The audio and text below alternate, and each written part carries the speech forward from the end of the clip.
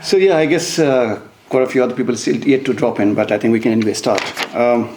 Hello. Okay, good. So good evening, everybody, and thanks for coming down to another episode of Tech Tuesdays, which happens to be the 16th one.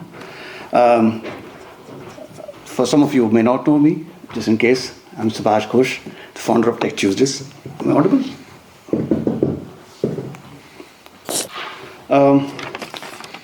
Before I really start, some essential notes on housekeeping. The toilets are on my left, go up the stairs on the left. In case of an emergency, just rush, go out of the stairs. Don't wait to twit. And mobile phones, please, at all times to be kept silent.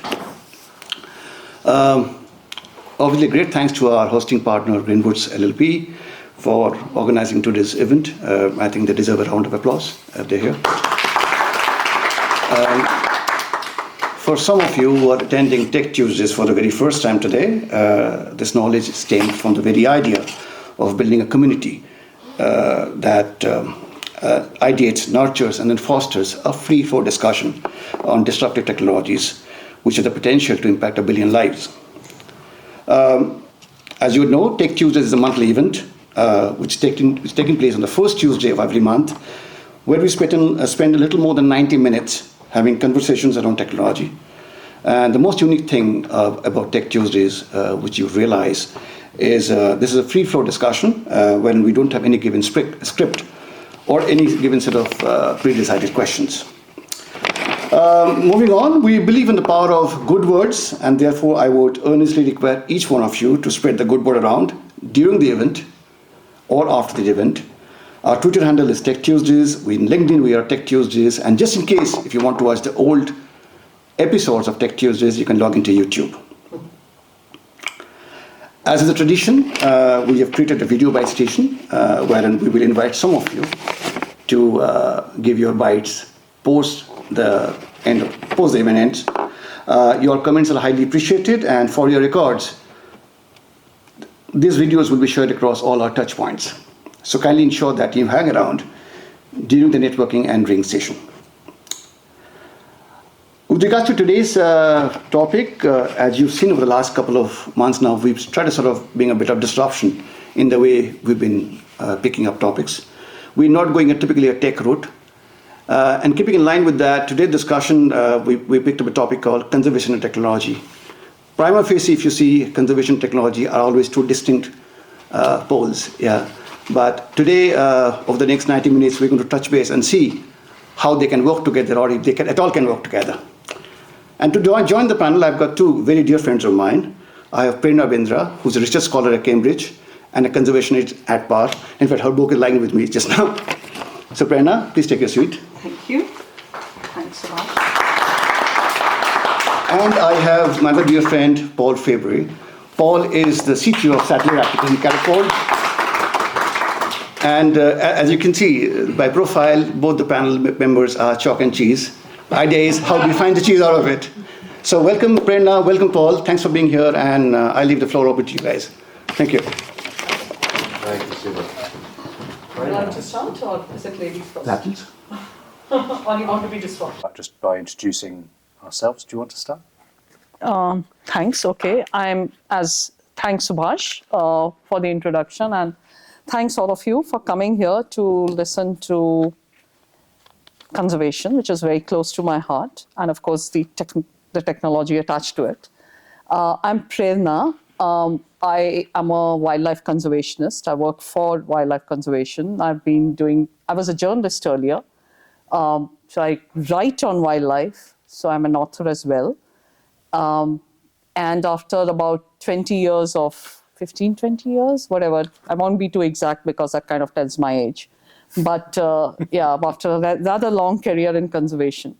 And I work mainly on policy, protection of ecosystems, forests, grasslands and rivers and seas.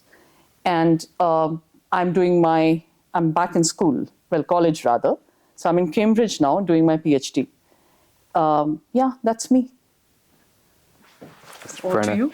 So I'm Paul Fabry, and I probably shouldn't say how many decades, but it's about 4 decades that I've been working in satellites, in satellite communications is my main specialism. And I worked at British Telecom at the research labs in the UK. I was working on advanced systems 40 years ago. They're not so advanced today because technology does tend to move fairly quickly in the domains that we operate in. I worked at Inmarsat, which is International Maritime Satellites, and I was looking at the early systems to provide connectivity for mariners, and that includes people that are doing conservation work, but mainly people that are trying to do commercial work and to operate safely in increasingly regulated environments.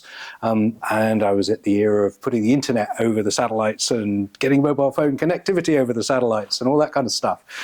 So I was working in research on a global basis, and we'll talk a little bit more of that today. But about 10 or 11 years ago, I started working more closely with the UK communities rather than the global basis, because we set up what was to be called a Catapult, which is a research and technology organisation in the UK, along with six others at that time, 7. There's 9 now, and they are organisations that help drive innovation in high-tech areas. And the one we work in is in space, in satellites. And after having set it up, I thought I was just going to set it up and I'll get back to my day job and do more research in telecommunications. But what really fascinated me that I knew nothing about was all of the innovation in sensing, in Earth observation for remote sensing and looking at the aspect of humanity on the planet. And I was fascinated by actually the machines and the sensors and the data and things that were just astonishing. And so I decided to join. So we'll talk a little bit more about that today. We've been involved with some projects, quite a number of projects actually, that have relevance to conservation communities. And I think this is, we're only just staying the start of it now. Okay. But ultimately, I think the challenge is for us as technologists is where can we most be effective in helping? Yeah, where do you... Thanks for that. I would love to, delve more into your work and, your view from space, so to speak, and how that helps. But before we get into this, I think I take a step back, and because from what I gather, most of you have a tech background and not so much conservation. So, I'm curious why you're all here, but beyond that, I would just like to dwell on why conservation. And for that, indulge me while I do a little exercise. I just want to very mindfully, I want you to take 2 deep breaths, and I'm going to do that as well. So just 2 deep breaths.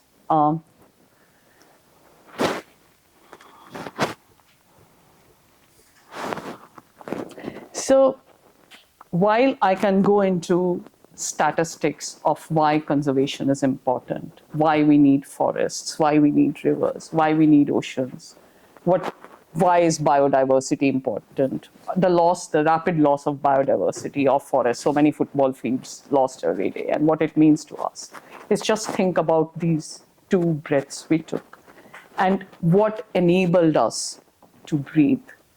Where does that oxygen come from that we are able to breathe and live? So half of the oxygen that is there on Earth is our forests, the green lungs. So 1 breath we owe to the forest that we took to just now. The other is the blue lungs, are the oceans. And it's as simple as that. If we don't conserve them, if they cease to be, or we make them dysfunctional as they're rapidly becoming, or we cease to breathe. So it's an existential thing. We need to conserve them. And so I think that why we are talking conservation, or why it matters that and I'm very glad, I'm glad that the audience is beyond conservation. I'm glad that you are from a completely different field, because we don't want to talk to each other. We already know that, why we are so passionate and why we are doing it.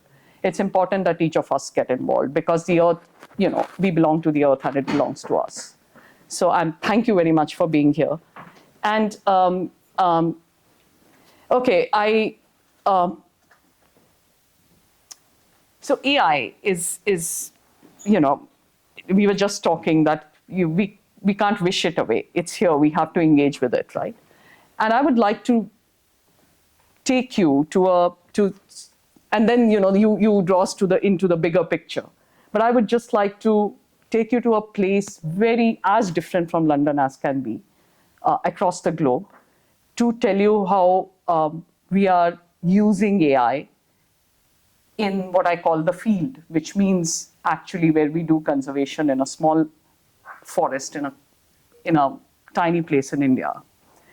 So it's very difficult for us to imagine that world, and I really wish I had some slides to actually physically, for you to imagine that. So I'm trying to paint a picture, but pictures tell 1,000 words.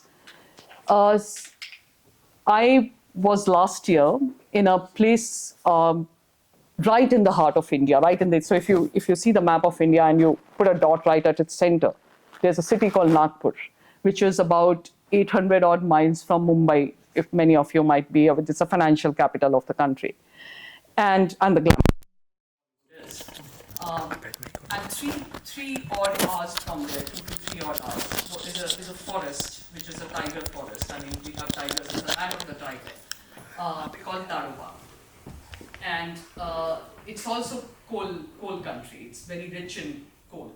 So you have a landscape which has forests, and it is also embedded with mines, which means, and then cities. It's India, densely populated.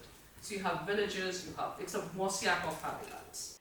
And I'll take you to a very small village called Sitaram Pet.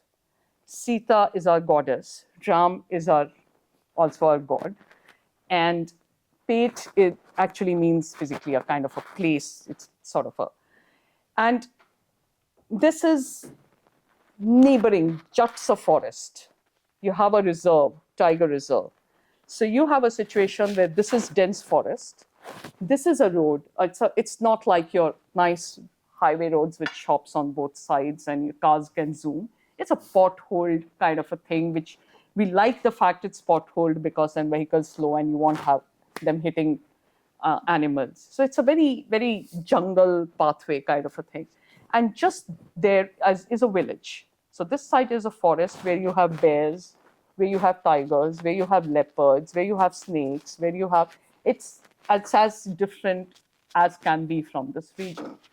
And you have, so I had to cross from there to here, and I would need to cross that road. And twice I saw tigers there.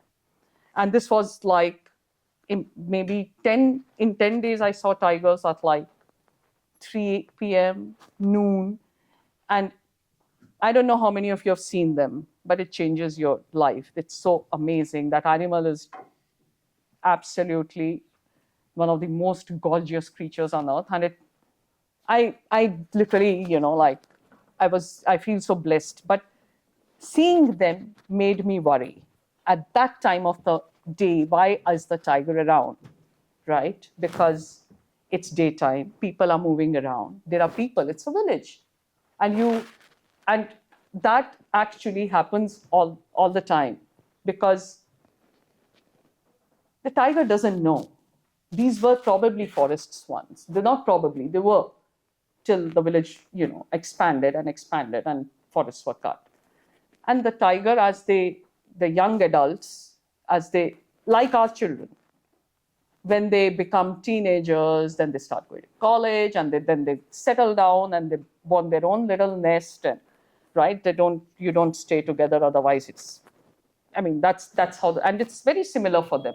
You become sub-adults, so like our teenagers, and then you start looking for your own territory, your own mates. And when you're looking for territory, you might go to a place which is not a forest. And so in that particular place, there was a lot of human-wildlife conflict in which people actually lost lives. And I've actually been present when a man was killed, and I won't go into it because it's a battle where neither the person nor the they're both not at fault, but they're both victims. So you have a situation where at night you have tigers on the streets, and at times during day when you have tigers on the streets. But how do you all the time, 24/7, keep an eye? Is there a tiger around? Because if it comes at night, and suppose I get out of my house at night and there's an unpleasant encounter, the tiger gets startled. They're not out to kill you, but it may do it to defend yourself. So I've seen during my 1 year 3 people die, and at times the tiger is taken captive, or so you have loss on both sides. So what we have done actually is they use an AI system. You have a smart camera which is placed. It's smart mean because it's AI conditioned. I mean, you've trained it, you have developed a software that it detects animal movement. So normal camera can do that. That's an old technology.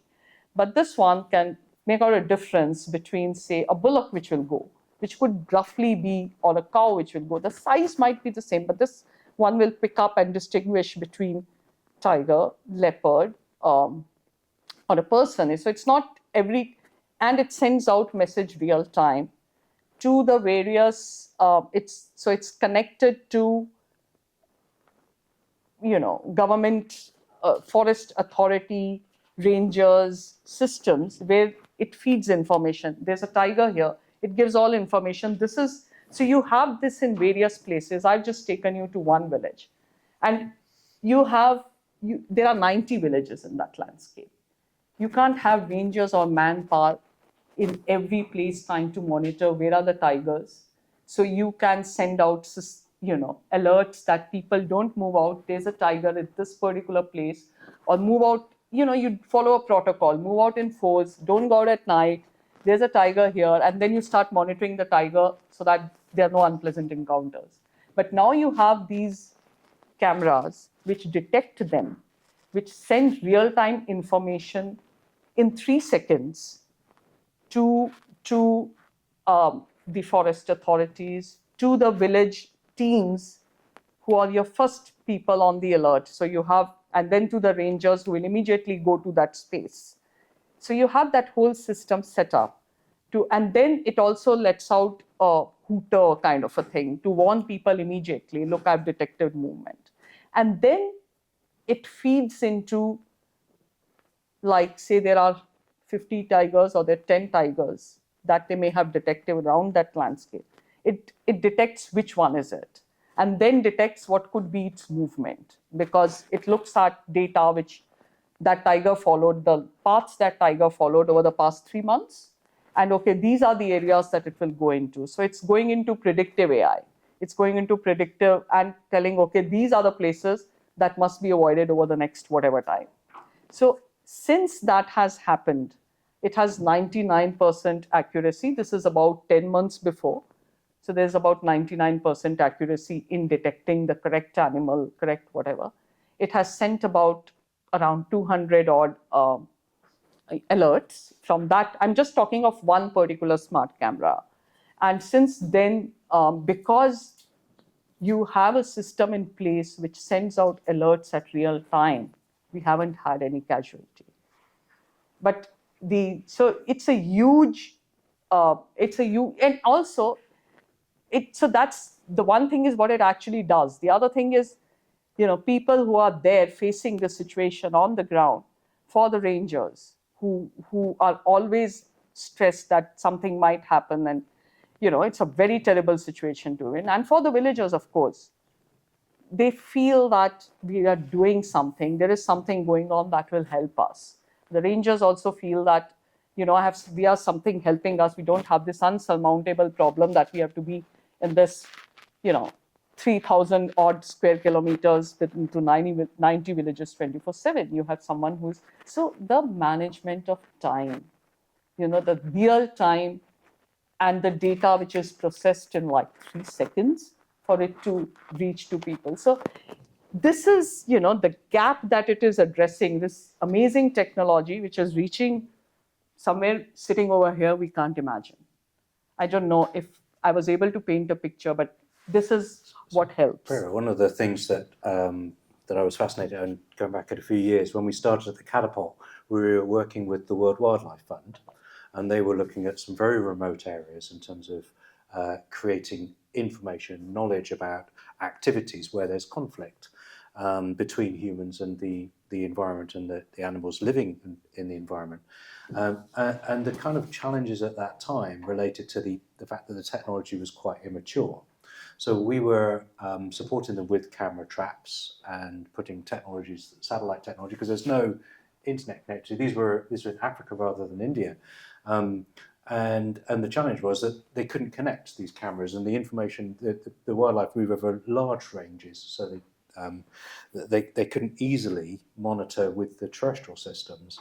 But they also had the problem that actually the animals themselves were a resource that was being exploited by poachers and by people that actually could get value from either the bushmeat or the skins ivory and or the other, skins and all this sort of thing. Yeah. And there were people there that were really motivated to try and make it work, but they didn't have access to the information, if you like, and the knowledge. Yeah. So the systems that were deployed were to try and effectively create an early version of the things you're describing now.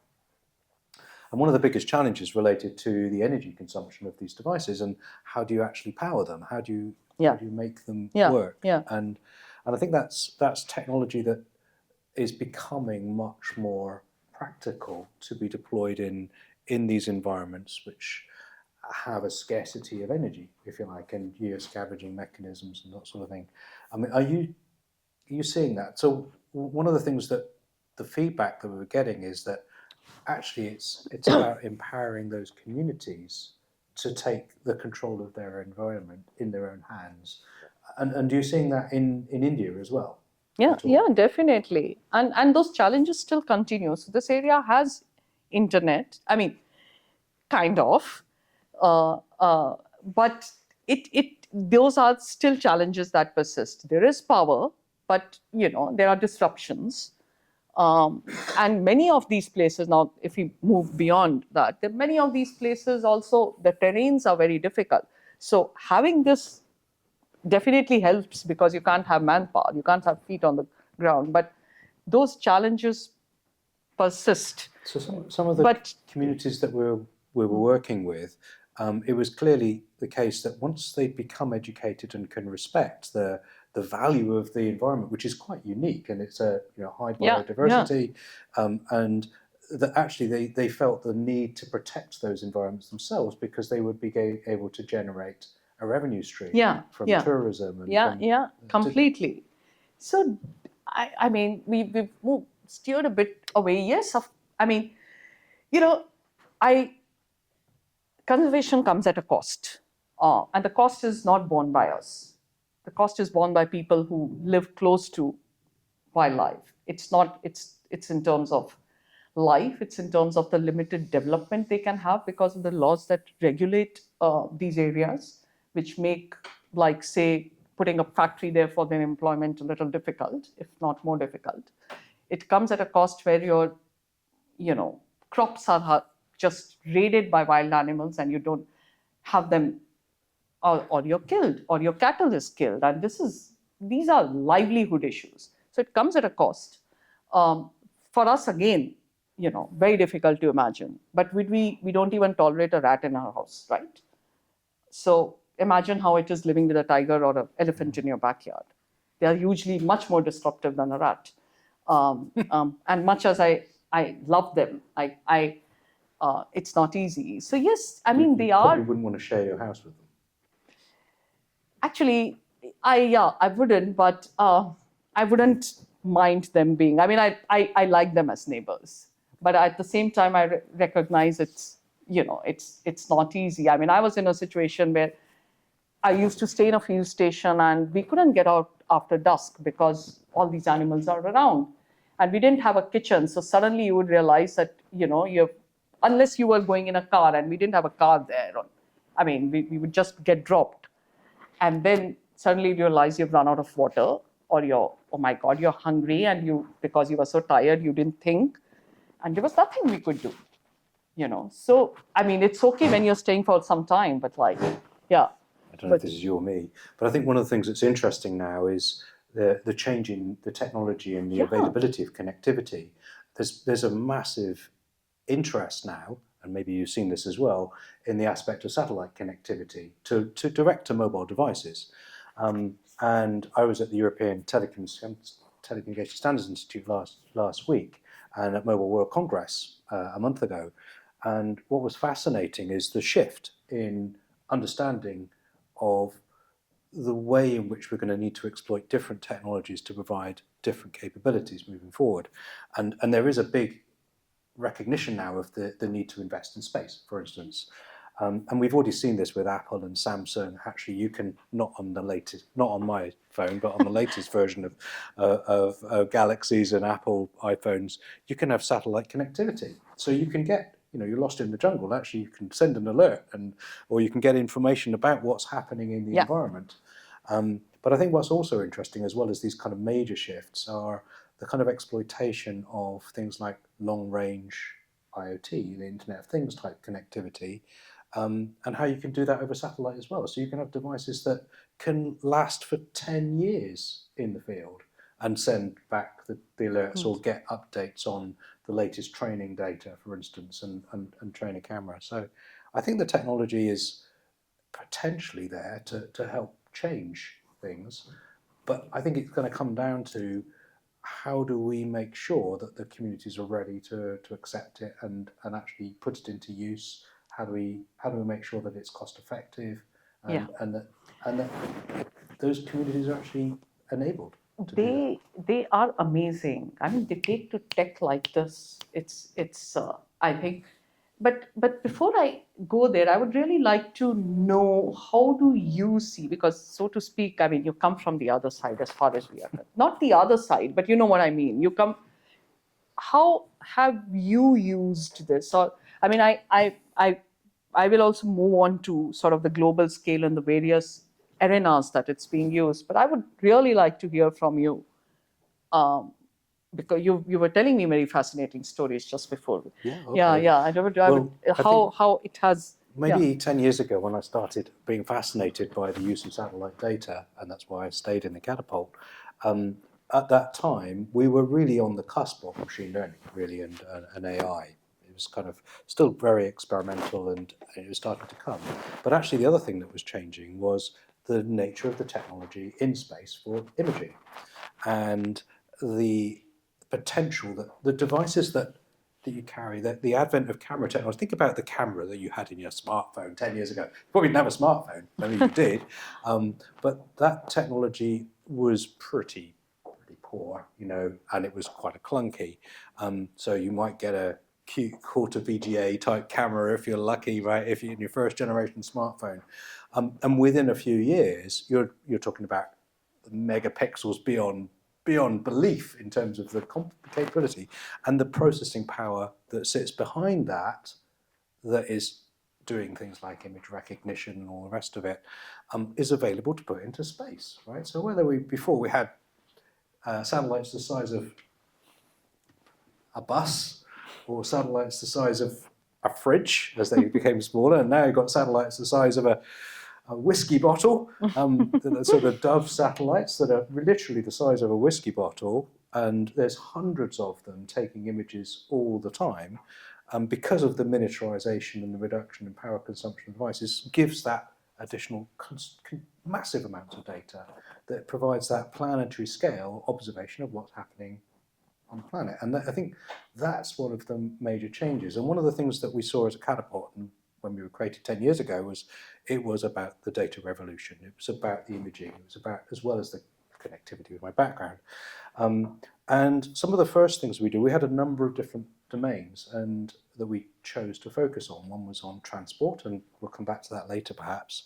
But the other one was the marine environment. And we were looking at how do we facilitate people that are operating the marine environment to become more efficient, to become more respectful, but also to become more protective. And this was supported by a number of charitable institutions, shall we say, that wanted to change the paradigm with regard to what happens in the oceans. And we created a technology base that actually used some of the emerging technologies and some of the legacy technologies to do recognition of activity in the deep ocean environments. Because it's not like in India where you've got people saying, you know, I'm running away from the tigers and there's things going on all around you. These are very remote areas. And what we put in place was a means for detecting ship activity by looking at the signatures of the data that comes from the satellites. And as a consequence, we helped put in place the first large-scale marine protected areas in the Pitcairn Islands to protect for illegal and unregulated fishing. And it was basically the start of this revolution of protecting large areas, because before you had one guy with an outboard motor and a shotgun, you know, and 2,000 square kilometres of waters to protect. But actually that's not very effective. But what is effective is if you can identify misbehaviour that contravenes international regulation, you can go after them in a legal context. And that's the change that took place. It was being able to provide traceable evidence of essentially contravening international regulations. And the Pitcairn Islands became the largest marine protected area. And in fact, it was in the New Scientist this week or last week where it was highlighted as a success. Wow. I don't think we've achieved that at global scale yet, but I think this aspect of the technology being put to good use as opposed to helping hunt the tuna, you know, with fishing buoys, thousands of them all over the planet. Sorry. All over the planet. Perhaps I can do this now. Is this adequate? Okay. Yeah. So I think the technology can be used for good or for bad. And I think it comes down to how we as a society want to actually see technology being used, whether it's in a terrestrial protected area or a marine protected area. So that's fascinating, and do send me the link of that article. But so using this technology to actually identify areas, say marine environments, which are typically very difficult to penetrate, and also areas like say high altitude areas, very high, so snow leopard country, and the deep, very deep Amazon, or you know, so these kind of even terrestrial systems which are quite so. To identify the high biodiversity areas is one use, and certainly so it is being used, for instance, in a marine environment to detect where, say, the sperm whales are, or the southern whales are, or the various species of whales, whatever you're studying, because it's certainly not very time effective or cost effective to have your boat or your ship and, you know, trying to find and then trying to study that animal.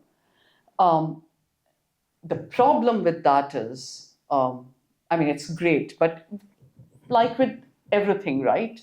You can put it to good use, but then it goes into the hand of the bad guys. That same thing can be used by whaling industry to kill that animal. It's, if you locate an animal, to me, as someone working in conservation, to me, a safe animal is an invisible animal. In any environment, if it's not seen, it won't be targeted.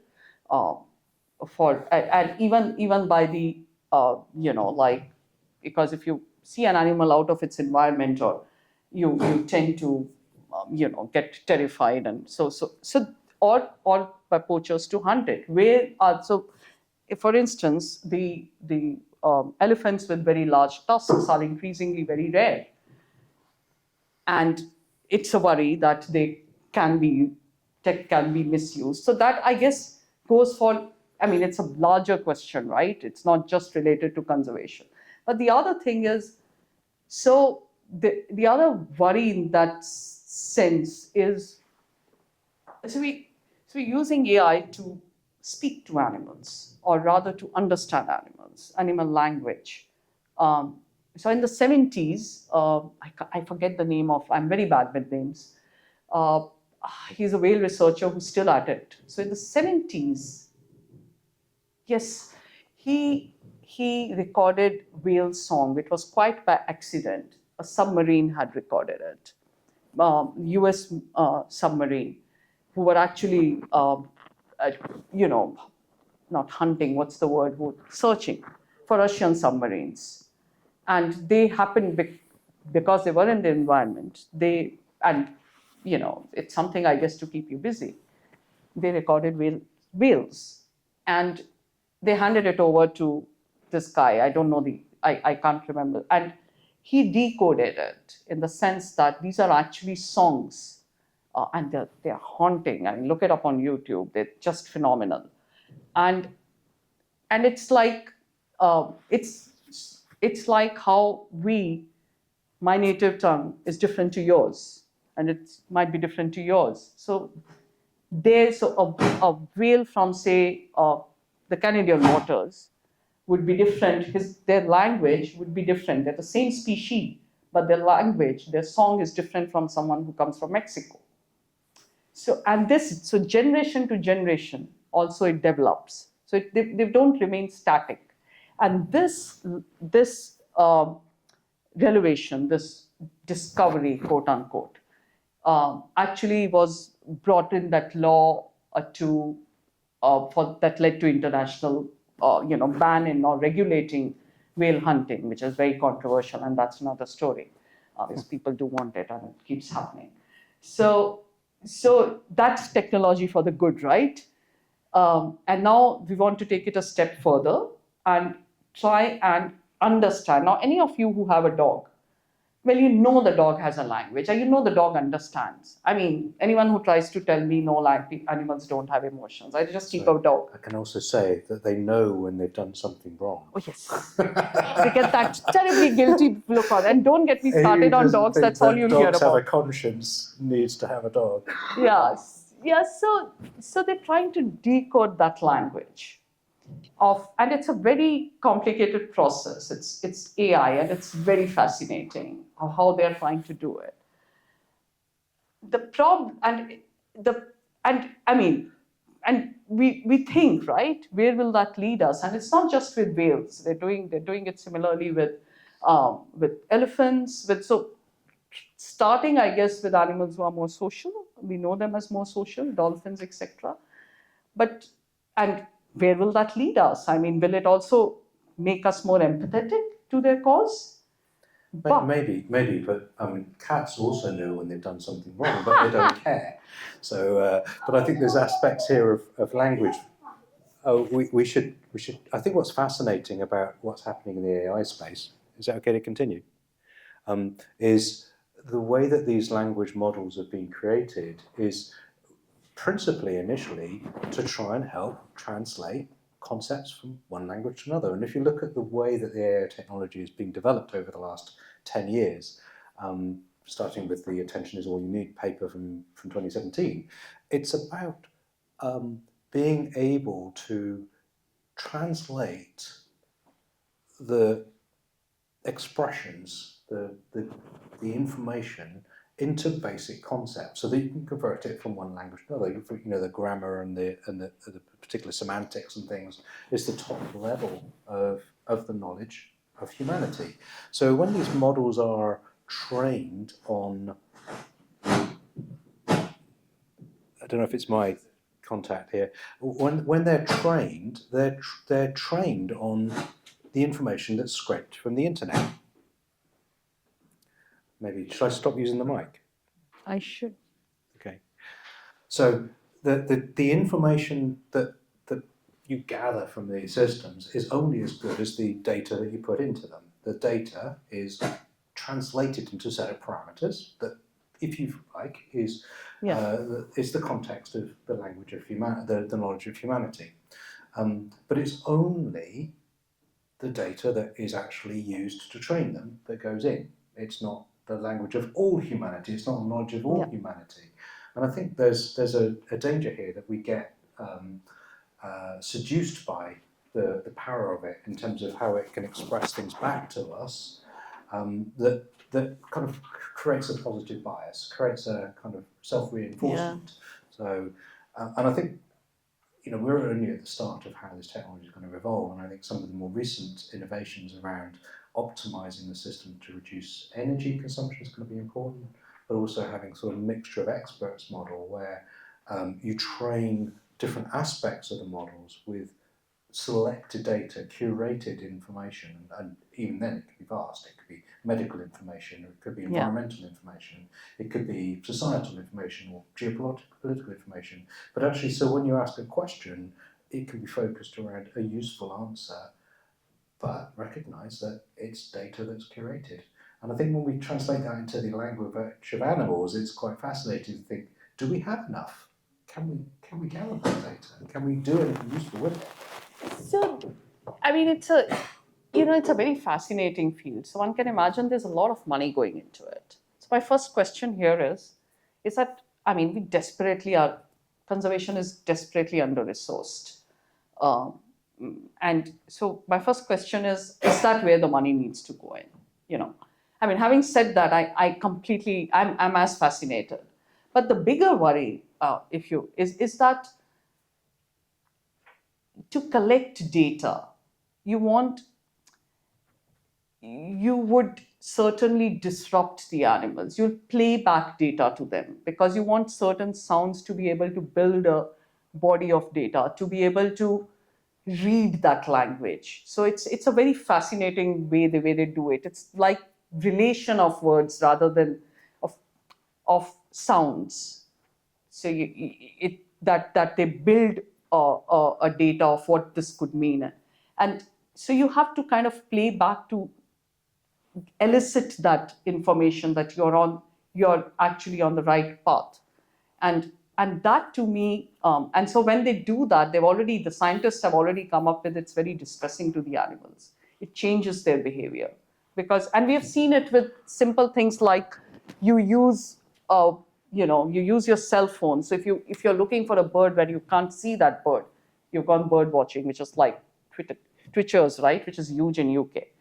And so if you can't see that little thing somewhere in that dense foliage, you just have play back its mating call, and you'll have them, you'll see it, and you can put it on wherever, Insta or whatever, to get 1,000 likes or whatever it is.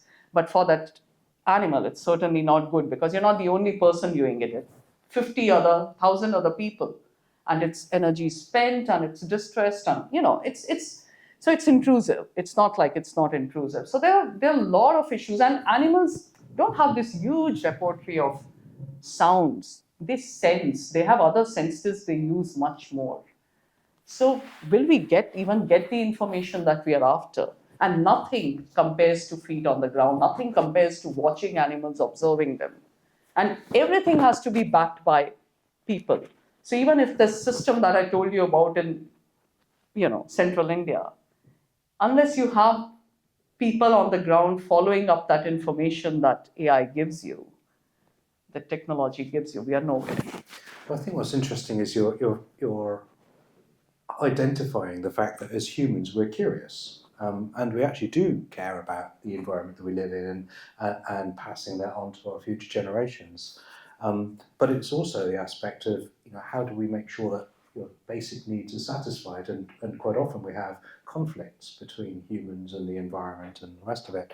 I mean, and some of the more sort of typical representations of this are the destruction of the rainforest, for instance, as well as the oceans. And you probably all looked at these images of Landsat over the last 20 or 30 years and seen how the Amazon basin is being denuded of the environment. But there's also that aspect of awareness of how do we make sure that we aren't on a destiny of oblivion, if you like, for some of these aspects, because I think we're only now starting to realise the value of the biodiversity that exists in these environments. So when I started working with the satellite data, the Landsat data 10 years ago was probably the best free data that you can get, and it was 20 metre or 25 metre resolution, and now you can get centimetric precision for 10 centimetres of resolution. You can see multiple colours. You can see beyond the human ability to observe.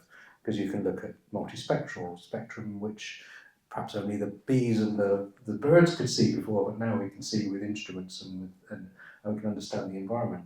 So I think the aspect here of degradation of the environment due to mineral extraction, due to conversion of pristine forest into plantations or beef farming or whatever it is, something that we're becoming aware of, but what's going to stop it?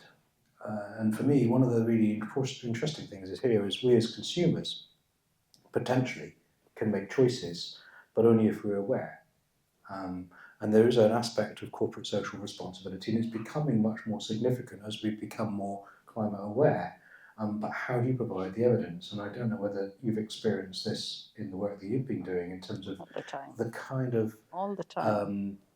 the understanding of the need to protect the environment, and what do we do to actually support organisations that want to do it well?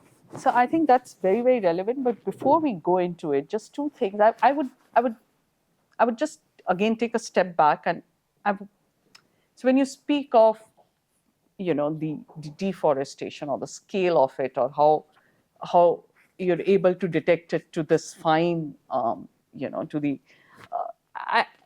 I mean, give me an idea of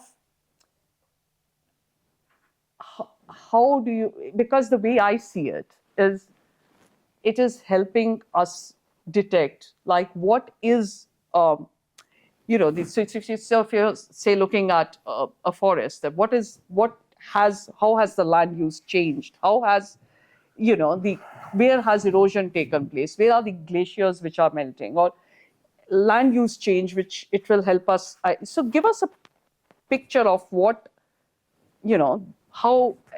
what can the satellite see. And Okay. yeah. So a few years ago, it was Yeah. quite a fuzzy picture. Yeah. But you only have to look at now the images that are coming out of Ukraine every day in terms of the images of things on the ground, changes that are happening on a daily basis, and you can immediately relate that back to understanding human activity in remote areas. Because these satellites, they're basically processing around the planet. I mean, a satellite is actually falling all the time. It's just going so fast it never hits the Earth, which is really what you want satellites not to do. They do sometimes hit the Earth, but either because you're fed up with them and want to get rid of them, or because they've gone wrong in some way. So these satellites are going around the Earth and they're scanning the planet. Right now, historically, one of the challenges has been that you couldn't store enough data on the satellite. You think about this: if it's on the other side of the world, it's going to take a picture, and then it's got to come back to something that's going to download it onto the ground. So it might be 2 or 3 days later, perhaps, before it comes over a ground station, that you can actually bring the data in. And by then, whoever was causing that issue has gone off and go home, right? So I think what's fascinating now is that the amount of infrastructure that's going into the ground to monitor these satellites, the number of satellites that are going up, but also the interconnectivity between the satellites, means that you can get the data back very quickly. Real time. Minutes. Real time. It's nearly real time, but it's good enough that it's within your response time. So I need to go now because there is a contravention of some regulation. But it only works. It only works if the appropriate governance mechanisms are in place, if the appropriate intent to protect the environment is there and it's adequately resourced. Because otherwise, all you're doing is monitoring the destruction of the planet. How do we do something about it? How do we bring corporate social responsibility to bear? So over to you. Yeah. So before that, he's just tell us. Sorry, I'll go back to your previous things. Well, first of all, you painted it quite nicely. Thank you. Sorry, we just introduce this. Sorry, I'm Gautam Zari. Yeah. Oh, sorry. Yeah. I'm Gautam Zari. I'm the co-founder and CTO for Security. You painted that picture. Thank you. I was just thinking there because, and you said that was done About 10 months back, 10 right? about a year back, but really got it moving, I think about 10 months. Yeah, or so 10 now, months. object recognition technologies have evolved, immensely. So it has gone beyond just identifying the noun, that it's a cat, dog, or a buffalo, or a tiger, to saying that the tiger is walking towards, somewhere, and it looks hurt, or it looks frightened, things like that, right? So that I was trying to link that with the intrusiveness that you were talking about, right? Because one of the things that has happened with all these object recognition is it has given another chance or another dimension to all these sensors. Previously, if you have to track that tiger, I'm sure there was some RFID tag, or you put some, something on the Radio neck collar. and then the radio collars, right? Now you don't need to do that. I mean, Tesla has showed us, right? There is no kind of LiDAR there. It's just using some simple cameras and using some trained AI models to do that. So can't we do something similar like that? Not just resolving that, although that's important. Like you don't want the both villages to be killed, but you want to track that animal as well, right? Is it really hurt? Is it really frightened? Why exactly it is frightened? And at the same time, do it in a non-intrusive way. You don't need that radio collar because object recognition, and it's very, very inexpensive right now. There are so many open source models that we do it free of cost, and then the processing, the cost has gone significantly down. In the last 10 years, it has gone down 1 million times, right? And if you link that with, because how many cameras you can place? You just mentioned one camera, right? And it needs to be powered and all sorts of things happen in India, right? When it is powered, I was just thinking, if you link it with what Paul was mentioning with the satellites, right? So there are more high-res imagery that's coming up. And those images can be used to train the model so that you don't need to rely on the camera. You can use whatever, let's say, satellite feeds are coming in. And then you achieve the same and much, much more, not just to protect the villages, but also to, help out the animal and also the bigger cause, which is protect the forest, for example, or also see that there is something wrong with that animal health. I think it's really fascinating to consider that, and we're kind of a bit seduced by the video processing stuff at the moment, and the fact that it's very rich data. But in terms of actually putting the sensors around, you only see it when the animal goes past. I think what's fascinating is the kind of technology that we have just about on our wrist every day that can actually monitor your own individual behaviours. And the data that comes from these, of course, is being monetized everywhere but it's the actual things like what is the condition of the animal, what is its behaviours, what's its pattern of life.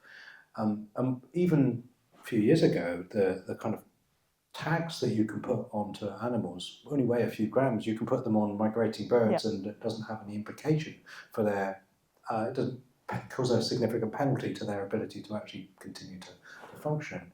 I think that aspect of gathering data from critical resources and understanding better the patterns of life and how human interactions can make is fascinating. And it does require us to have energy efficient networks, but also the sensors that we take for granted today being made available to the conservation community in a form that is actually helpful and can gather those insights. I don't know what No. Okay, I'm going to say something a little disruptive here. So we have one non-invasive technology which we use. And it's called SCAT. So actually, that is truly non-invasive, very cost-effective, gives people the employment that they need.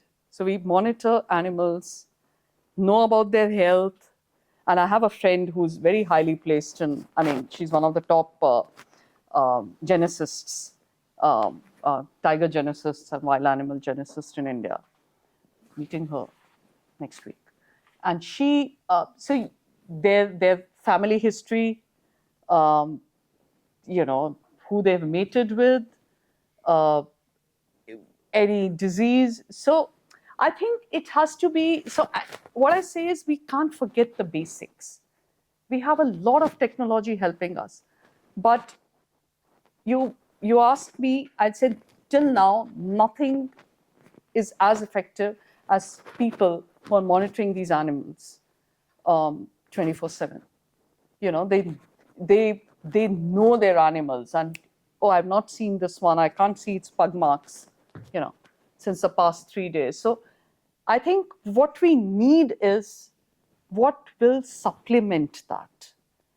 The problem that happens is we forget this because this is bloody hard work. The older generation really did it. I'm not generalizing here, but they had the skills which we are losing. I mean, I mean, I guess my generation still can do some calculations, just like that. But You mean you can read a map? well, I can, yes, kind of.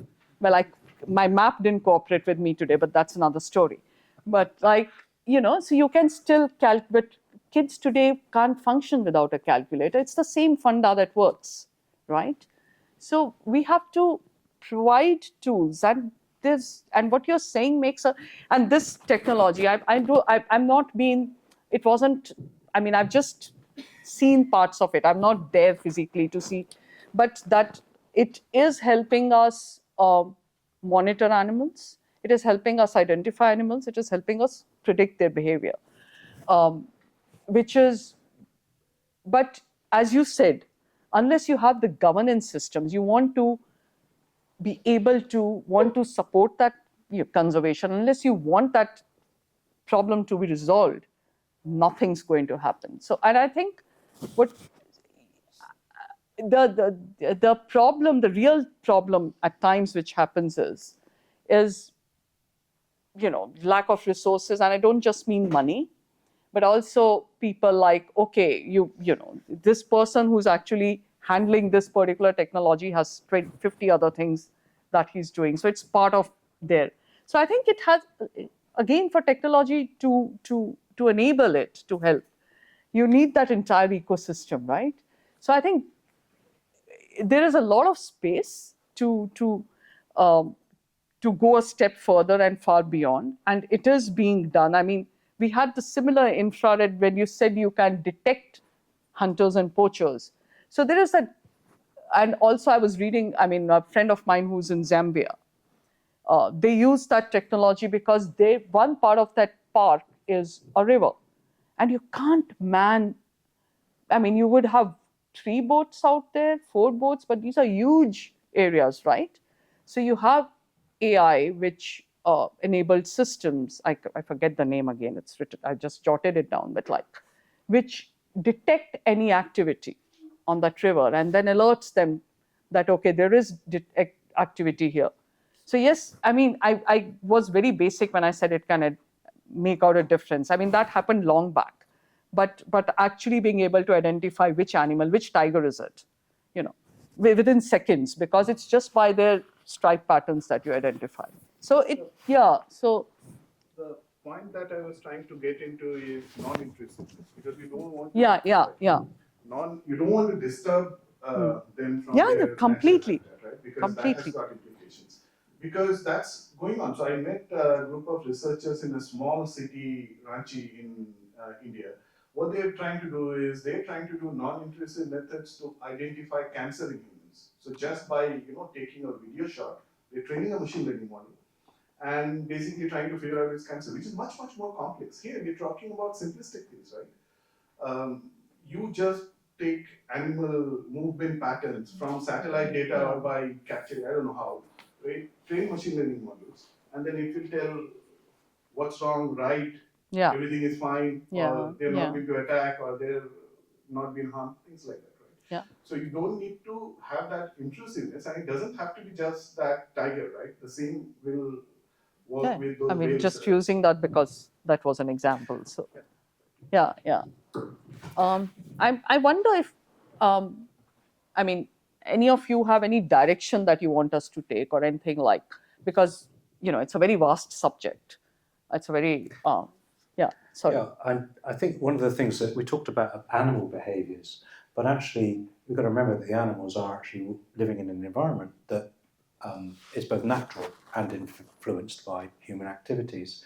And I think one of the things that we need to be conscious of, if we're going to work at scale, is to monitor the environment, not just the behaviours of the animals. So, and it could be about the impact of pollution, air quality, runoff, people's activity, fertilizers, all these kind of things that actually have consequences in the environment and affect the ability for us to create conditions or maintain conditions for diversity. And I think this is where some of the interesting technologies that translate from one domain to another can really be of benefit. And whether it be hyperspectral type imaging techniques or data analytics techniques, huge amounts of data, and being able to apply them to these multiplicity of sensors, I think becomes really fascinating. But ultimately it'll come down to, well, once we have the information, what are we going to do with it? What is the intervention that we think is important to ensure sustainability? Because the conservation can only take place if you've got a sustainable view on this. And it's both from the perspective of the people that are living in the environment, plus the environment itself. So I think there's lots of fascinating areas for it to discover. And I think there needs to be a commercial imperative as well. Otherwise, it will always fall flat on its face. And I think that the legal frameworks, the calling out of misbehaviour, the fact that we can know what we're consuming in principle, and what we choose to do, as long as we've got that ability to choose, becomes really important. And actually penalising misbehaviour through taxing mixed behaviour, for instance, is probably something that we need to get right. Anyone, is any, I mean, I can respond to this and that, but I was just wondering if there is anything, any particular kind of aspect of, because we've just covered erratically a lot of stuff, but if there's anything in particular that you would want to, yeah, please. Hi, I'm Vijay Nair. I work with. I think this one is working better. Yeah, that is a problem which I never Hi, recognized. can you hear me? Yeah. Yeah, okay. So I'm Vijay Nair, and I'm Gautam's colleague, also a co-founder of the same business. So one of the things, all the technologies that you mentioned, fascinating. I was wondering we can use that technology and the data that comes with it to predict. So are there certain environmental predictions on the consequences of certain actions? Like for instance, today there's a project which clears out parts of the Amazon. I do hear about what the consequences could be. The world's lung is going to be missing quarter its capacity. But even at a micro level, a much smaller level, like the village that you were talking about, if there are projects, if there are pieces of works that takes place, what the impact could be, and whether the public or the administration at large is made aware of it. Yeah, this was good. So, well, even before such technology came in, I mean, you had technology which was not as effective, but certainly could predict that if we build this, and I'm just pulling an example which is on the top of my mind, if we build this airport on this plateau, which happened in Goa, this would impact beyond the biodiversity that was there and that aspect of it, or the agriculture aspect of it, would impact the water aquifers and therefore the water availability for household and agriculture needs. It was very much made aware. There were studies which showed that. So yes, it took far greater time than it would have taken with the use of all this technology. But well, that airport happened with, so the thing is, what we go back to what you said, Paul, that you have technology which tells you how land uses are changing, or how mining that particular area, or how building over a particular wetland could impact your health, the environment, the livelihood, this rare species of X that is there, n number of things. But unless, and there also comes the question of the science policy, divide or gap, but also how is that, who is using, generating that information. So we have a situation in many countries right now, definitely in India, but not just in India. I think I'm a little unsure about UK, but I know of other countries who use pretty much the same thing, where you want to develop this particular, say, garden outside into a construction, a mall, a shopping mall. But there is a species of bird which is very, very rare. But you employ, as a developer, you are the person who employs a consultant to tell you the impacts. Now, if I'm employed by you to do that, I listen to you and say, oh no, there's nothing here.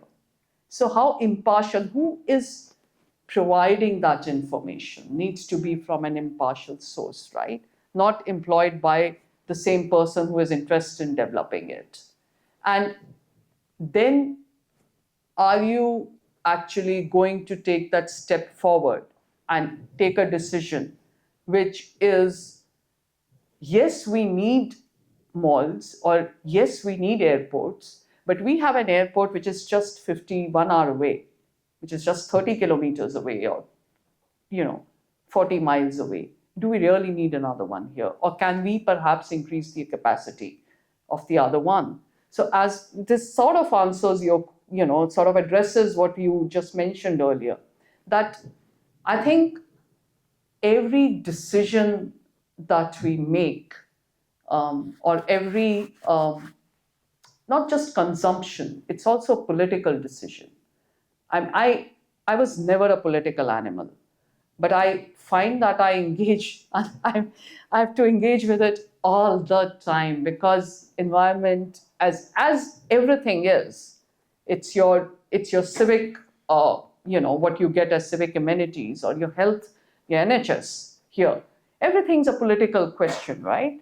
So your choice of government, your level of awareness, as I was just telling Paul, we can't go back. I can't. So when we use this, we are mining, or when we use electric cars, which are seen as a nirvana, or the answer to, or we've got to fossil fuels. If you're using solar farms, solar energy, they are built on the most biodiverse places in India and around the world.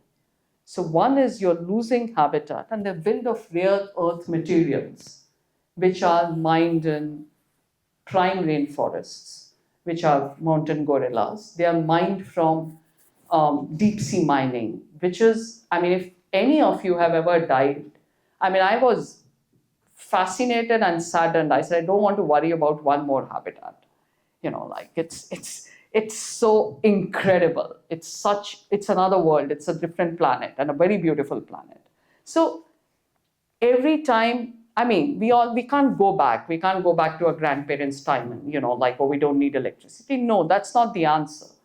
But, and I mentioned this to Paul, every time iPhone comes up with an upgrade, do we really need to upgrade? So these are conscious choices we make, and everything. So when people ask whether it's what can we do, which is a question which comes up every time, I said, be conscious of your footprint. I think that's the first step that we take, because really we are it's a finite planet. It's a very sad thing, but it is a finite planet, and we do want to live in an enriched world. We do want our children to have this beautiful planet that we have. So I just think it's... Freya, just a few thoughts as you're please. describing. And I think some of the things you're talking about here, it's about trust. Yeah. It's about trusting that the people that are making the decision have the information that's going to be the right decisions, drive the right decisions. And there's an aspect here of providing that trustworthiness. But there's actually, the things that you were talking about, prediction, is also about trust. It's about, do you trust the models? Do you actually have enough basis for making a prediction? And I think one of the things that has been historically very scarce is the data that helps you to make good predictions about the impact of a technology or an airport or whatever, hasn't really had the longevity, that temporal longevity of data that you can actually use to base the prediction. So I think the whole aspect of climate modelling, if you like, is really still in its infancy. But even habitat monitoring and prediction of the impact of different interventions.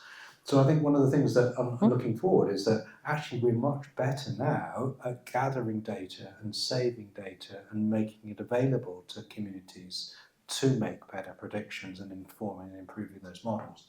So looking forward, I think if you can inform communities about the implication of decisions that are going to affect not just them, but their future generations that they feel responsible for, then I think we're in a better place than we were 10 years ago or 20 years ago. Because you can be sure that mining took place 20 years ago, it's just different to the mining that's taking place now, and that we're more conscious of potentially the impact. And we've also got some of the tools that allow us to become more respectful of our environment. So I think looking into the future, I think we are better than we are in the past, but let's just keep doing it better and better.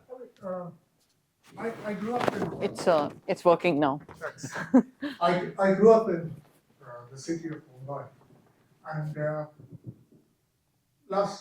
this last month I was there for several weeks on work, and I went over to see a childhood friend of mine. So I've always seen certain species of predatory birds, kites as they're called, and but now recently when I went to meet my childhood friend, he said, just come over to this area near one of the lakes.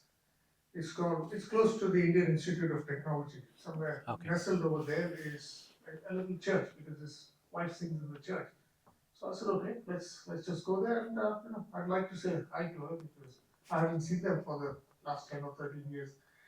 All of a sudden, as I stood in the car park, I saw tens of thousands of kites up in the sky. I just happened to look up, and the sky was darkened with these birds. So you suddenly feel intimidated. If these things are going to dive down on you, they'll pick you clean.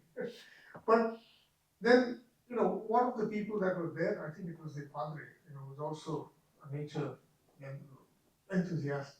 So he said that because of all the construction that's going on in the city, these birds have been displaced. And this little clump of green just around the church is the place where all the kites in Mumbai come to roost. And I saw them all sitting very close to each other. As a child, I had always seen them apart. They were lone birds. And in the sky were tens of thousands of birds. I took a video of it. Maybe I'll share it with you sometime. If I may say something. So, this is just the conservationist in me, so please forgive me. Kites, they're not going to pick you clean. So I think maybe if you're already dead. No, they'll not pick you clean. So for one, it's the vultures which do it, but even vultures won't do it. So I think, the first, and just forgive me, I'm a very difficult person to have dinner with, because no, it's not that way, because, so that's just one. So I think, but kites actually is the sign of a degrading environment. We would have earlier naturally had vultures as that kind of density, and a number of other species. So what you saw would be the Peria kite. Unfortunately, it has a sad name. Unfortunately, it's not a Peria, but there are also other species there. So it is because you have an environment which is very. So how you would say suddenly there are more rats in London, right? Or there are more stray dogs in Mumbai. So it is because your environment has suddenly a lot of trash, which is there for them to feed. And that is precisely, so you'll see them around a lot of the garbage dumps which are like there. So I mean, I'm just like responding as a naturalist that is not necessarily a healthy sign that there are the birds that you would see. I mean, crows, of course, of the same kind, but otherwise you would have starlings, which you've seen the murmurations. I don't know if you do murmurations, so it's just that. I mean, I think, and it's. I mean, I love kites too, so it's nothing like. But these huge things could also be a cause of concern. And yeah, so that's just my instinctive reaction to it. So, but it's yeah. But IIT also has its leopards. Yeah. Thank you. So someone who spent close to 2 decades or 3 decades in the telecom industry, this is not a good thing for me to relay, but it's a fact. I spent close to about 20 years in Mumbai and a whole bunch of Parsi friends. Parsi is a community for people who understand Tatas, they're ones. Now, Parsis are one of the unique communities because after death, they are not cremated or buried. Their bodies are left in a high hill area. In Mumbai, is a place called Tower of Silence. Okay, it goes through a proper ritual process. The bodies are clean and left. And Parsis believe in the philosophy of ashes to ashes, bone to bone, and soil to soil. So the bodies are kept, and the vultures, and this has been a tradition for centuries, right? The vultures come and consume the bodies. It's a proper act. Now, of the last decade or so, there's been a huge concern because there are not too many vultures coming and consuming the bodies. And the reason the vultures are not coming because one, it's a decline reproduction habit and whatever not. And secondly, is also because the place, Tower of Silence actually is in one of the peak areas of Mumbai called Malabar Hill, which is like Mayfair of London. On the hill, there are multiple telecom towers that have come up. Now, telecom towers are basically radio signals, which has been stopping the vultures to come to the area. Technology is a blessing, I don't know, but that's the reality of life. So I just want to share that piece. Yeah, he's very right. But and mobile towers are a concern. But I mean, as far as vultures are, I mean, it's also the rapid urban. This Tower of Silence is a green island in a the density of population in Mumbai is 20,000 per square kilometers. So you can just imagine the density. So this is just a beautiful green lung. And Towers of Silence is how they and I think it's an incredible way to go. But that's me. But vulture populations have declined by 98, 99%. So I, at a time, and I write about it in that book with, when we used to lie on a bed and look at the sky, you could see vultures, and they're very majestic birds, very amazing birds.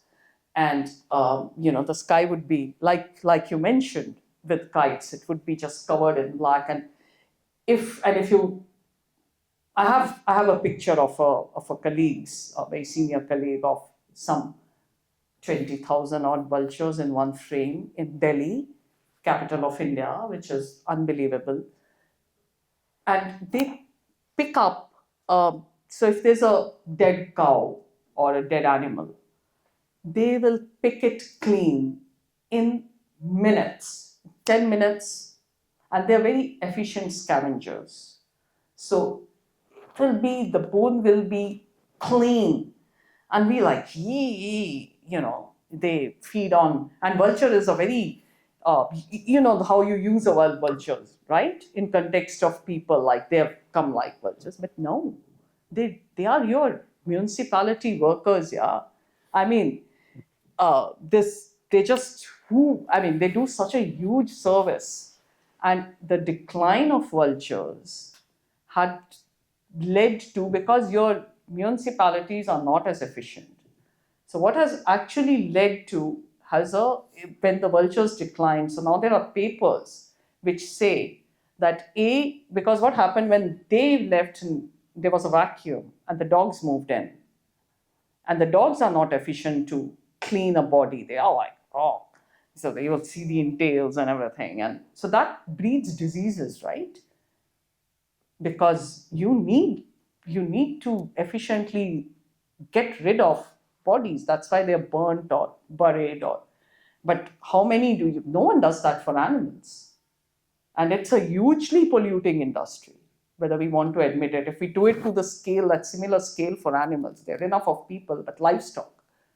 So, it led to outbreaks of disease. Also, stray dog population, we have a huge stray dog for people who are not familiar with India. I love dogs, but it is an issue because suddenly they had this source of meat. And so their population shot up, therefore babies shot up. So, this is, again, we don't know when we lose a species what impact it has on our society. But we saw this. The number of deaths of people by rabies went up. The number of deaths of other zoonotic diseases went up. The deaths due to rabies went up. And you had this. So, and come on, like COVID is an example. It caused such a huge, I'm not even talking of the number of deaths, which is the biggest tragedy of all, but the huge economic disruptions in our society, in our lives, right? But we haven't learned. And it was a zoonotic disease that caused it. I think the aspect here that comes back to our ability to model and understand implications as well. But all I'd like to say on the telecoms towers is let's just put them in space. Okay, that's much better in space. And it comes ultimately down to what's the actual value of the infrastructure and how do you maximise its utilisation. And one of the things you think about, a rocket uses a huge amount of energy and all the rest of it and creates pollutants. And actually, when you can compare that with the actual cost of the infrastructure that you're laying up in the environment, the concrete, the steel, the glass, the power, to actually continuously power it, it actually starts to cost in at a certain point. And if you want to cover the whole kind of the connectivity because you want to enable communities to be part of modern society and do it in a cost-effective way, then satellite is the only way. Okay? And if you want to know about what's happening on the planet on a global scale and create long-term based data, then satellite is probably one of the only ways. But ultimately it comes down to making sure that the data is trustworthy, that is actually available to people at a cost-effective level, and it's used for good purposes. So I think maybe we're reaching the point where we've solved the humanity, and space is obviously going to be part of it. But maybe there's still work to be done, I think, right? There's a lot of work to be done, and you raised the question of CSR. I think, funding is always a way, so I'm not even going to go there. But I think, collaborations is very, very important because one is so obviously this model that is being used in Sitarampet near Tadoba has a technical partner. We do have government's funding conservation, but also for a lot of these, should we say, new tech, the newer out of the box, conventional funding takes time to fill that gap. So there is CSR funding also going in beyond the government funding. There's a technical partner. There are two. So one who does the software and one who does the hardware. So I think these kind of collaborations, even going beyond tech, I always think it's like if we need to do conservation, we need a journalist who's committed. We need a lawyer who will help us with our skills. We need space tech. We need mobile tech.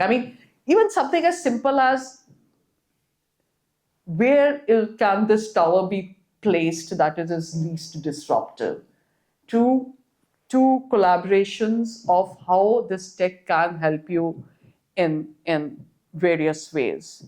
And I think not just with government, not just with NGOs, which are always a great option, but I think working with governments is really the key because your scale becomes so much more. And I think there is huge room for collaboration there. And there are endless ways in terms of dealing with conflict, dealing with land use change, dealing with encroachment into areas, dealing with the problem of trafficking. So imagine, I mean, you have, when you come into the airport in UK, or when you leave India, because India is a source country of from where wildlife products or plants would be used to for illegal trade.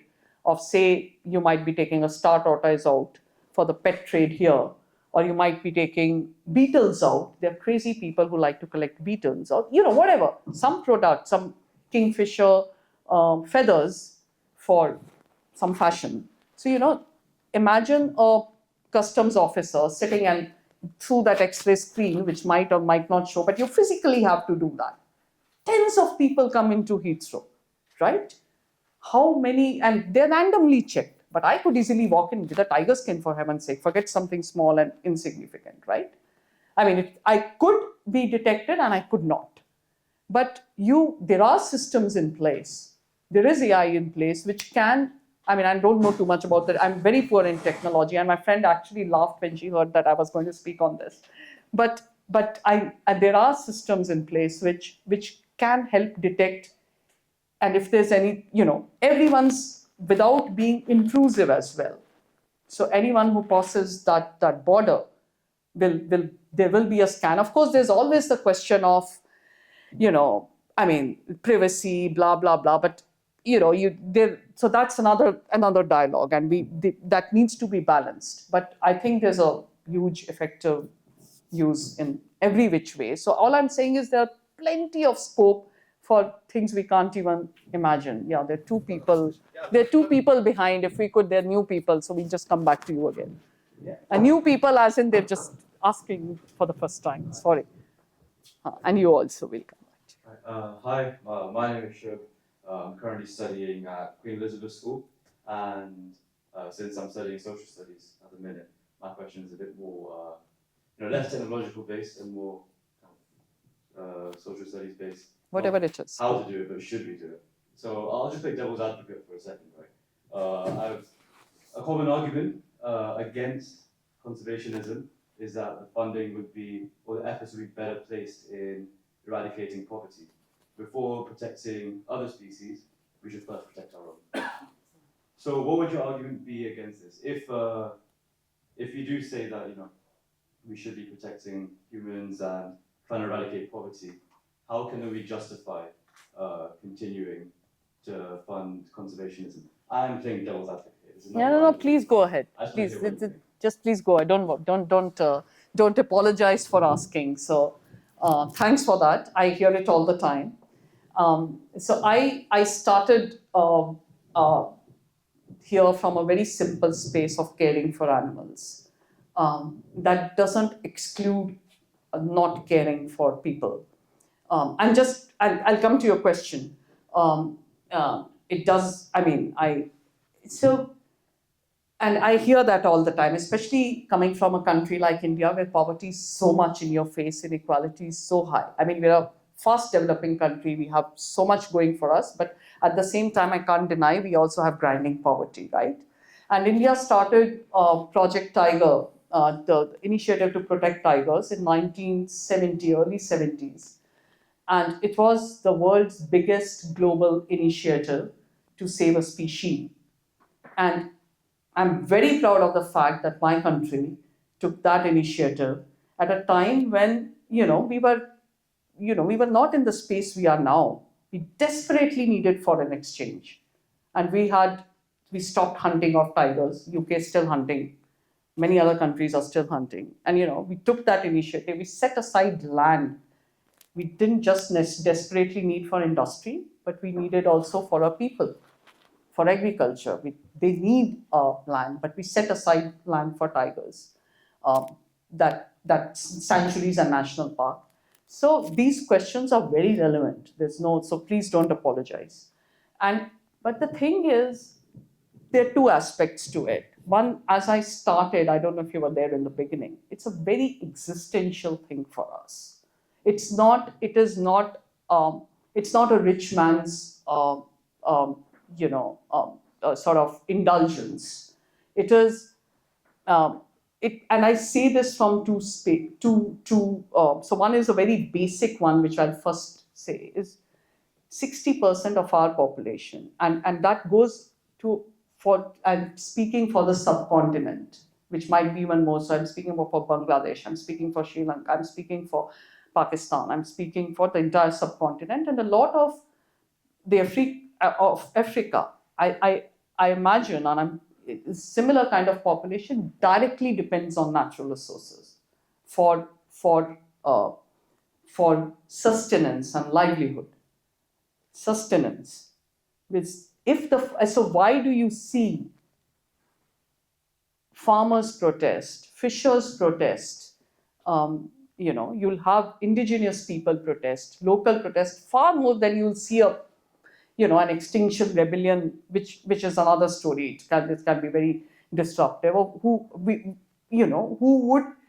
who speak up against, say, a mine coming up in their backyard, right? Because their livelihood depends on it. So there is this, it's for us, it is an existential, environment is an existential issue. It's not a luxury. Also, I come from a city. I mean, I don't come from there. I stay in a city back in India, which is one of the most polluted in the world. I go there, and I'm going there day after.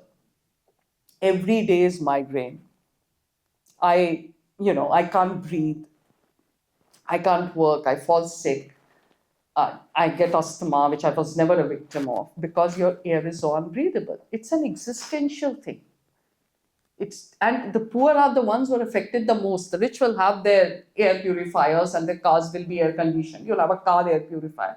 But the poor are out there working on the street. So that's one. Yeah. And the other is so that's one level. And the other is that for all of us, a livable planet, I want to save a whale or a dolphin or a kingfisher or a tiger because I care for them, but they represent a healthy planet. They represent a healthy system. If you don't have dolphins in the river, I mean, if that's its natural habitat, that river is not going to be healthy enough to feed you water.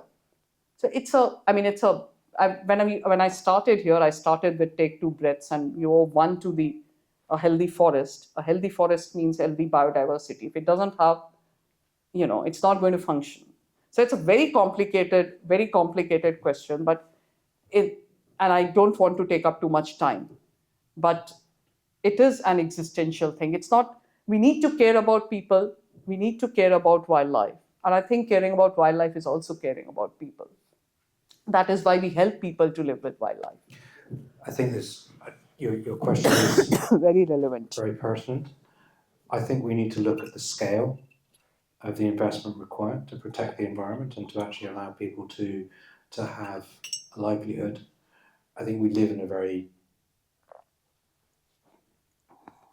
divided and unequal society that is fixable.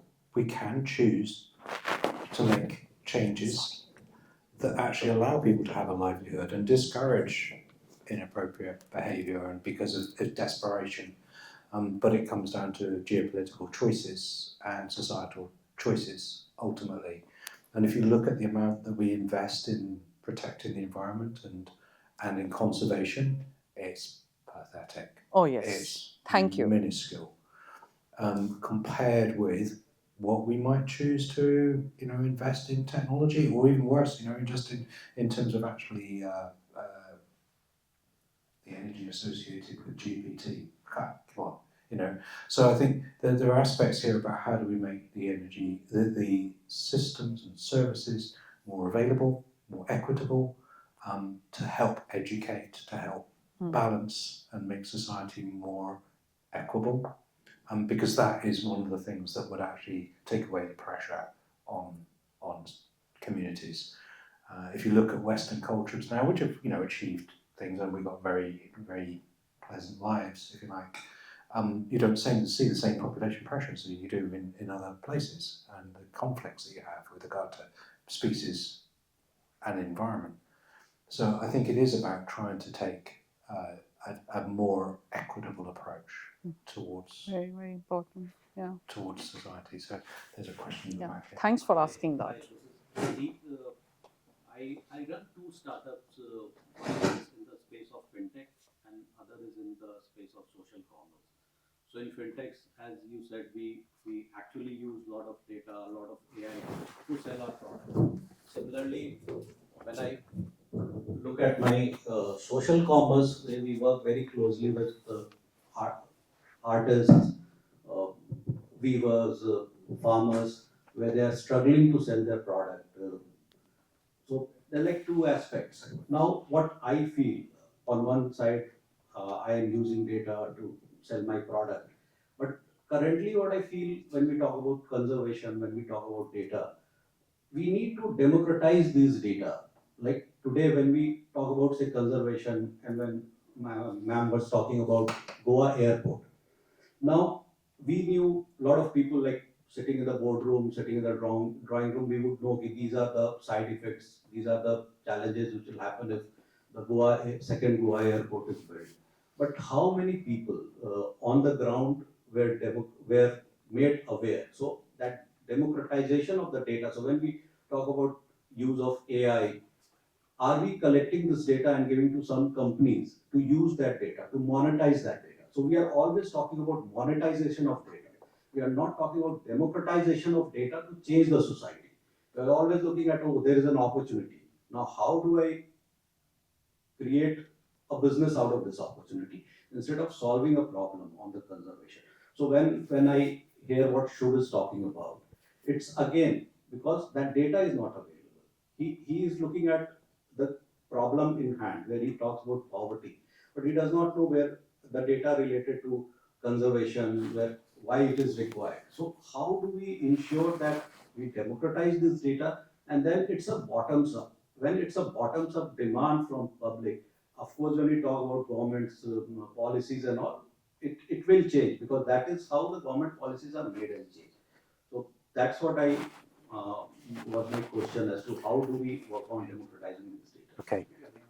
So My name is Vineet. this one's died again now. So maybe we'll see if this works.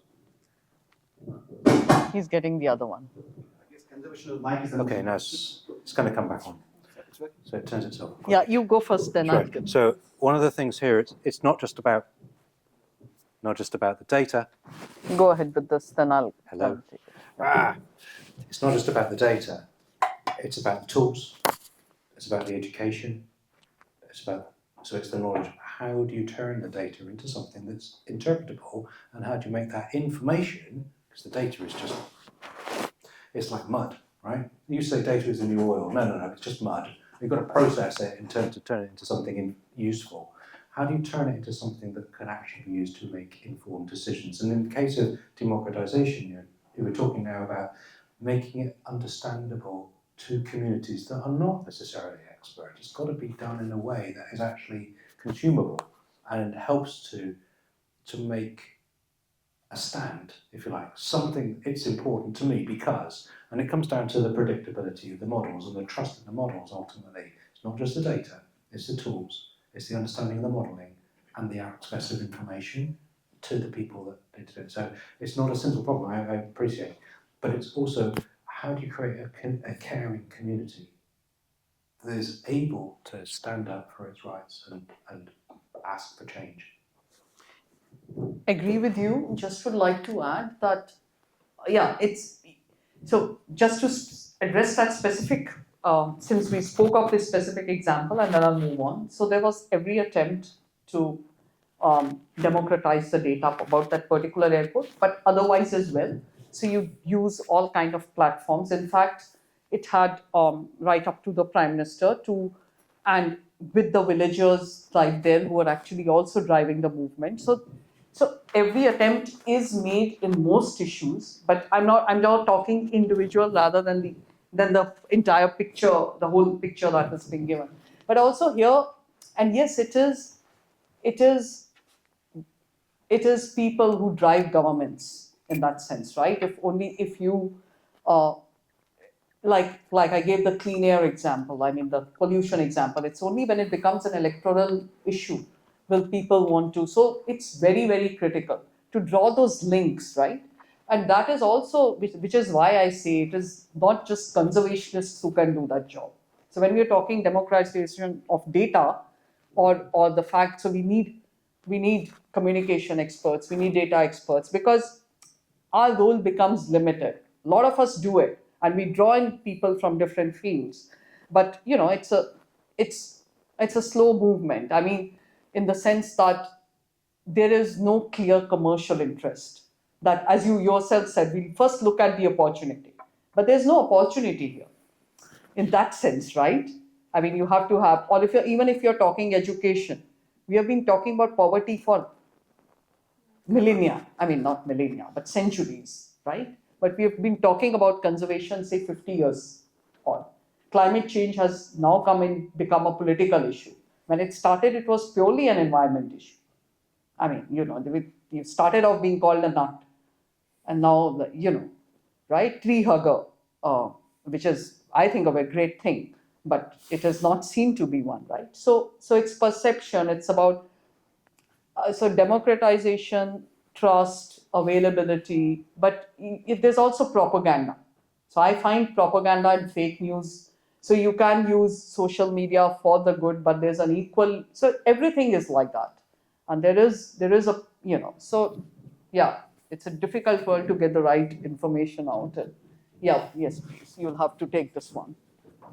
Oh, this is the last one, by the way. Yeah, that'd be. So since this is the last one, I'll just. Your introduction, please. Okay, my name is Gulzar and I work for Capgemini. And I'm really very happy to hear this entire conversation and right from the start. And I also have my roots in India, and most of us over here I can see are from India. But so just going back to your last point that you just mentioned, that the entire focus is there for the last maybe 20, 30, 40 years from the time that we all were living, right?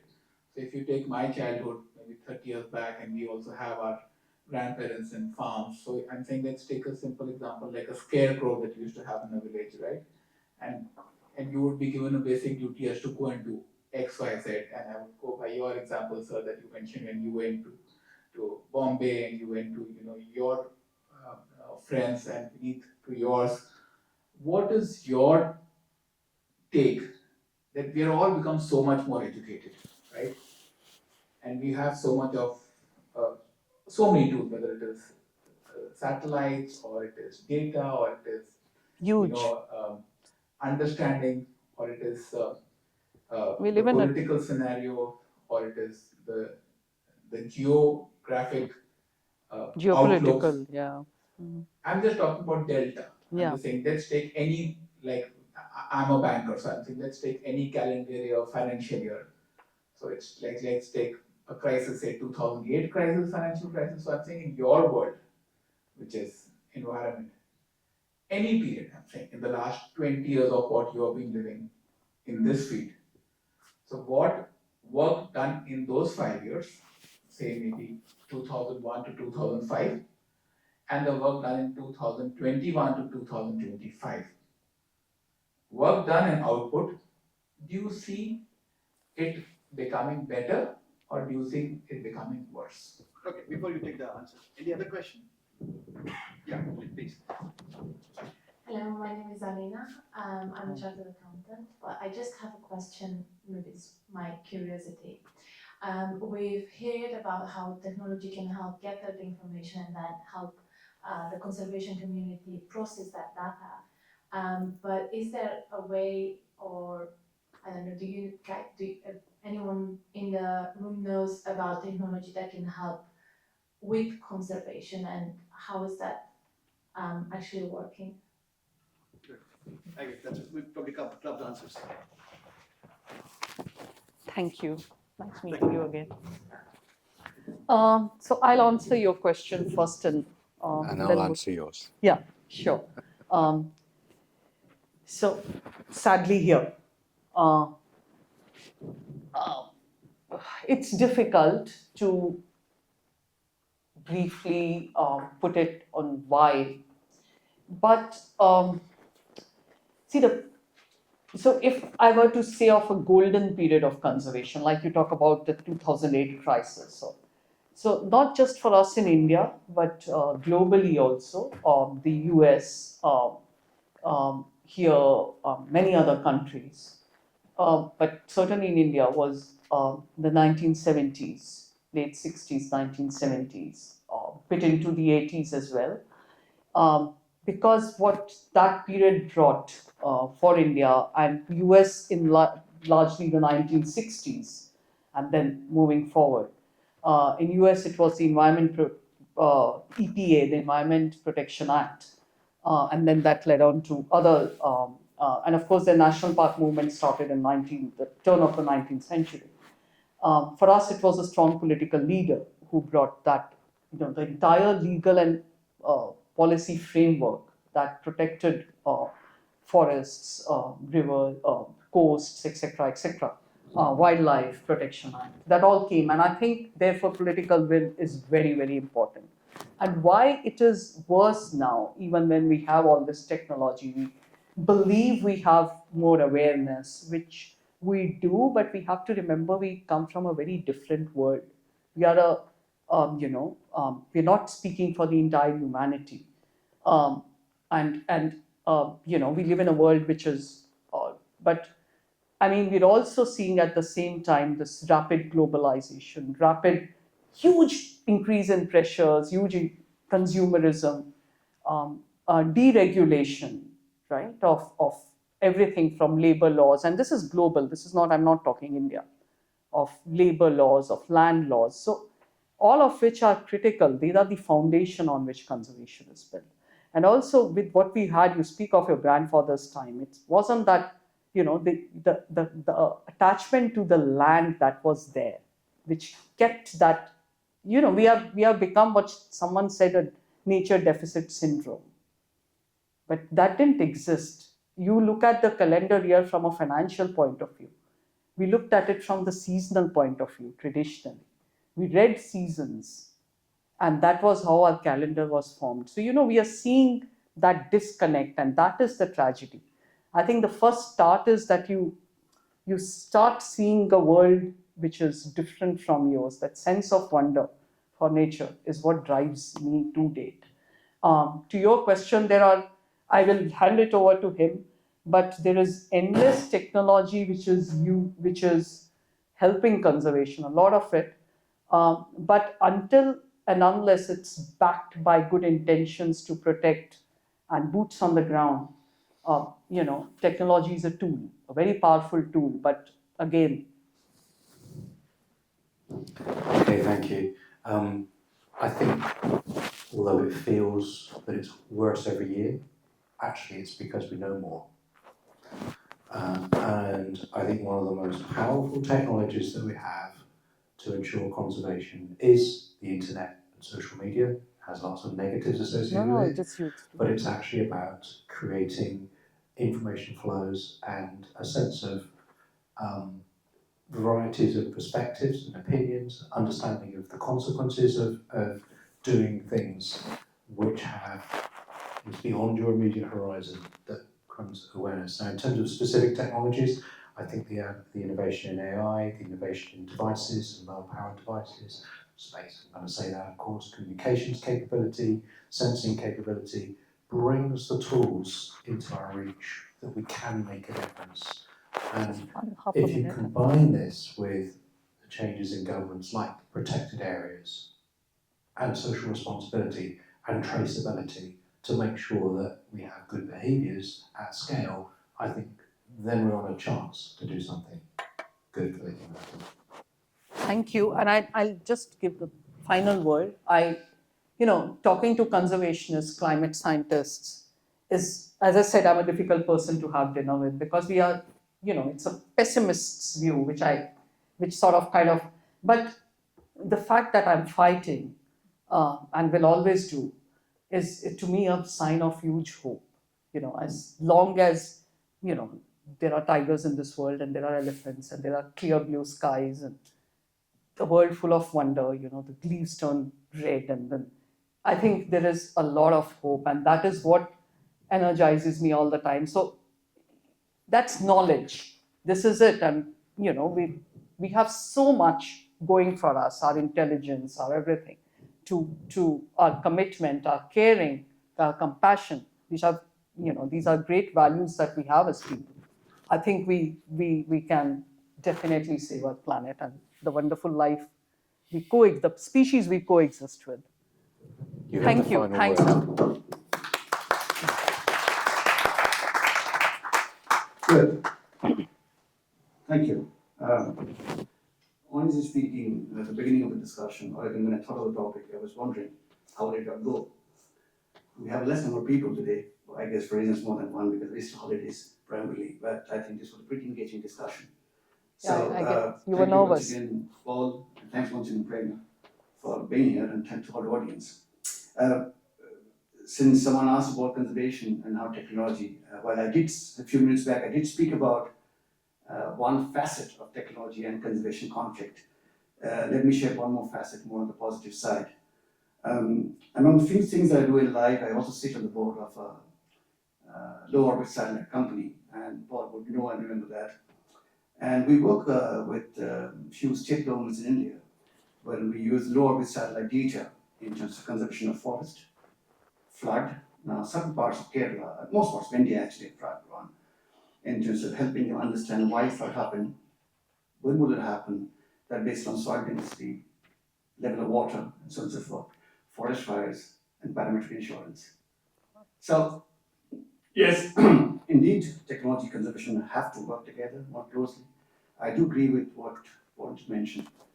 There's a very old song of a group called 2040. It was made in reggae, though. I love that song. The mantra of my life. Every day and every moment, learning more. The more I know, less I know than before. So I guess that's what technology is all about. Yeah. But thank you once again. And before I sign off, a couple of quick pointers. Please stay back. We'll take some few bites, enjoy the drink and the crisp. With regards to the next episode of Tech Tuesdays, we have again tried to move the bar a bit. While so far every month we're doing one topic or a new topic every month. For the month of May and June, we're doing a series on conscious technology, which is built around AI and ethics. So on the Tech Tuesdays UK date is 7th of May and the 4th of June, we're going to have a series on conscious technology. If you're willing to sort of participate, attend, please get your ticket. In the event, if you want to sort of get tickets for both the episodes, talk to me. I can probably pass on some discounts. That's one side. And we obviously have some of the, I would say, leading minds from AI and ethics space who are joining in the panel. You can probably have seen some of their names out there on the slides. That's pretty much from my side. I wish everyone a great evening. Thanks for coming down. Enjoy the drinks, but stay back. Thank you. Thanks for watching. Thank you. Thanks, everyone. Thank you.